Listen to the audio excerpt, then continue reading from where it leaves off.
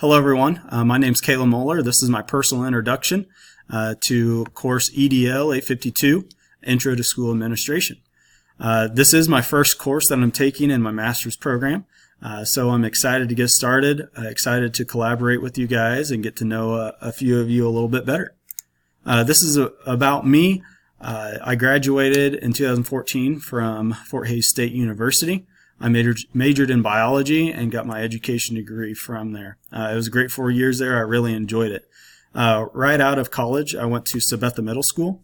If you told me right out of college I'd be teaching out of middle school, I'd probably laugh at you. But I spent 4 years there, and it was a great 4 years of learning and learning class management along the way.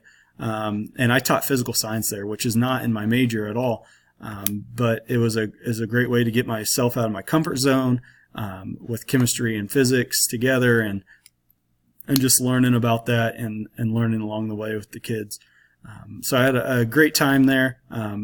Class management, I wanted to ease up on that a little bit, so I went to the high school for the past 2 years. I'm currently in my second year at the high school here, and I am in my comfort zone now to biology, and I'm really enjoying that at the high school here. This is my family. We are going to be a family of 5 here in June, so that's exciting news that we just told our parents and everything at Christmas time. Married to my wife, Sky, and we have our oldest son, Cruz, and our youngest son, Kip, here. They are a lively bunch. They keep each other entertained, but being brothers at the same time, picking fights and everything. So that is kind of those are my core people right there. Also, my coaching family at the high school, this is a major reason why I came to the high school, is because of the people that work here. And being a young teacher and a young coach at the time, it was a great thing for me to be surrounded by the experience that we have here at Sabetha, with coaches being 15, 20 years into their career and just gaining lessons from them every day. And luckily enough, we were pretty good the last couple years. In 2017, 2018, we won state titles in football. So I've got some stories from that, and I'll probably tell you those along the way here. Kind of my school responsibilities here at the high school. I'm a biology teacher here.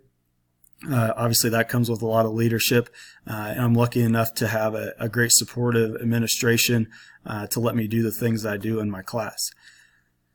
I am part of the SIT team here, just making sure students are where they need to be academically, and I'm also, like I said, an assistant football coach here at Sabetha. I was a former athletic director at the middle school when I taught there, and that was this quote here: "True leader is one that is humble enough to admit their mistakes." I made a lot of mistakes as athletic director, and I learned a lot from that position, and that's kind of where I'm guiding towards with this degree, is to be an athletic director at a school and just lead the athletic programs to successful seasons. So looking forward to that. And back to the lesson of mission and vision. I really thought this was a great place to start, and I'm glad I took this course first, because I didn't know a lot about mission and vision. Obviously, you have to have vision as a coach and a mission to get your team going all at once and thinking like each other. So I really enjoyed this module and learning about mission and vision. So what is a mission and vision? Mission explains what a school is currently doing to achieve its vision. And along with that, your vision is, the school's values and objectives. So you can't have one without the other. And that mission is, what you are currently doing in your schools and the administration. What are you doing to reach those values and objectives you have, the vision you have for where your school is going and where you want to take that school. And, just the importance of the school and the school mission and vision. It's very important to have a well thought out mission and vision, and it will keep your school focused on its core purpose at all the stakeholders that are included in the school. A couple things from our readings here that I thought were important to go along with the mission and vision. It's a quote from our reading. It's not what a group does, but why it does what it does. And that really kind of hit me. We had a school in service here a couple weeks ago, and we had a presenter come in, and she really talked about the why of what we do. And it's really all about knowing the why, and then we can take that why to all these aspects. And, narrowing down our mission and vision to why we're doing the things we do in our school is very important. And that's just kind of what I kept on coming back as I was going through here, is the why. What are we doing and why we do it? And also another thing from our reading that I liked. It says, you will find ways to share ideas and resources to help yourself and others reach a common goal.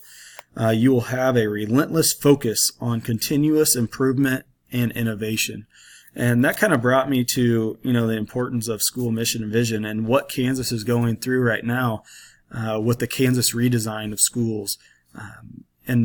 What schools are doing is going to revisit these mission and vision statements and making sure that they are what we really want these schools to go to, and our goal to reach.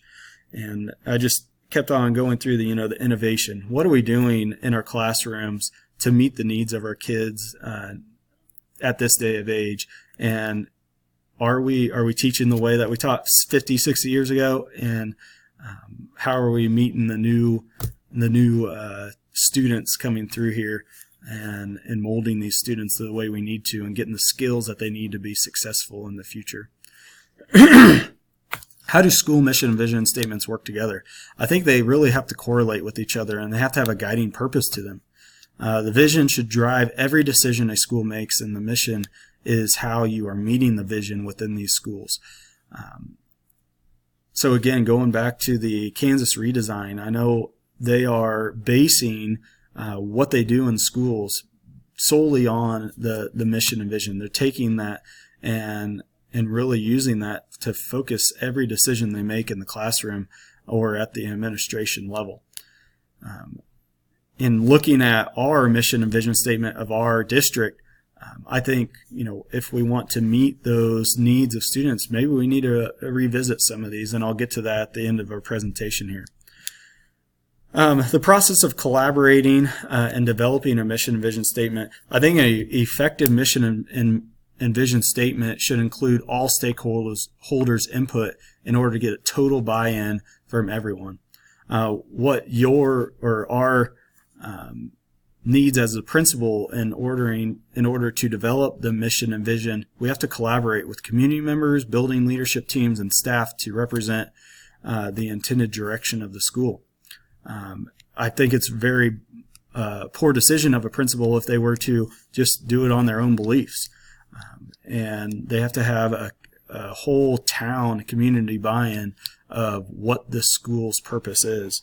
And just kind of going through the purpose of each one of these is, community members, they need to look at the core beliefs of the town or city that they're in, and how they can help the school, and how the schools can outreach to them and learn outside of this building and what they actually have to offer. Building leadership teams, they should identify common themes and shared values that they'd like to see in the schools, or what we are already doing in the schools to create this mission and vision. And obviously getting the staff's input, putting out this mission and vision and having them, do minor edits to that, and really getting their buy-in also, I think, is very important. How to develop an attentive mission and vision, including values and priorities. I think it's essential to get input, obviously, from all school stakeholders. This might include students and parents also, about community values, hopes, and priorities. One thing with Kansas redesign is getting students, what do they need in this classroom, and getting their values and hopes within the classroom and what they really want to see. I think is important. 2 is complete. There were no replacement. Sorry, we're having a scholars will meet at school, so pardon the interruption there. This will make for an inspirational vision and mission that everyone has a common goal in mind. And, talking about values and different aspects of that, using data to make your mission and vision statement, I think is very important. In our school now, we're really looking at social and emotional skills, and we use SABRES and SABRES and MySABRES to gauge this in each and every student that we come through our doors.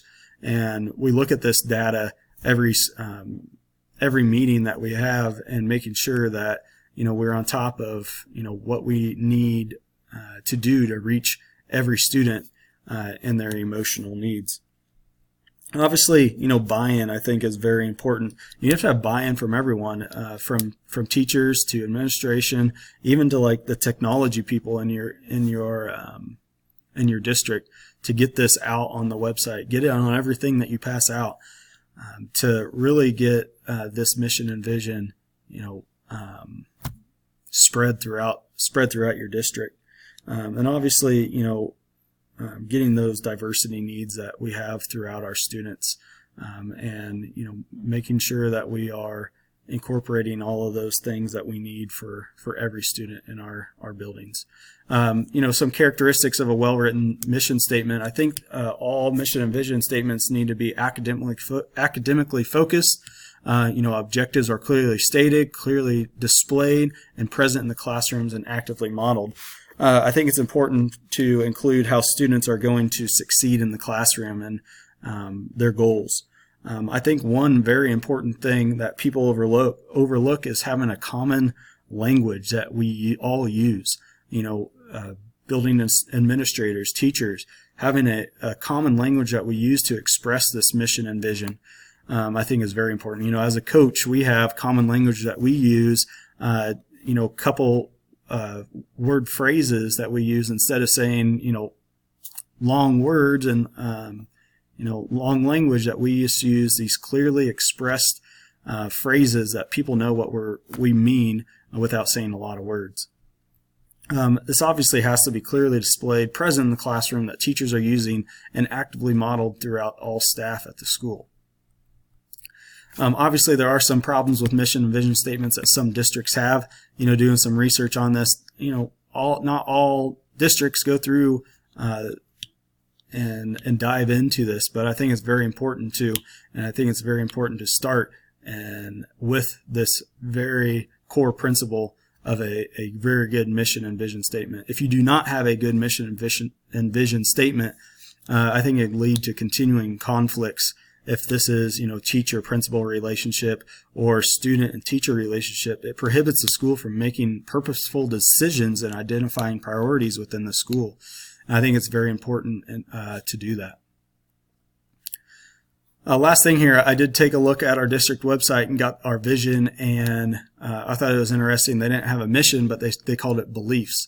And our vision here is preparing kids, shaping the future. I think it's pretty concise, and they talked about in our reading being concise with our vision. And I think that's a very good one, preparing all these kids and shaping these kids for the future. You can read there, we have these beliefs, mission, our mission statement.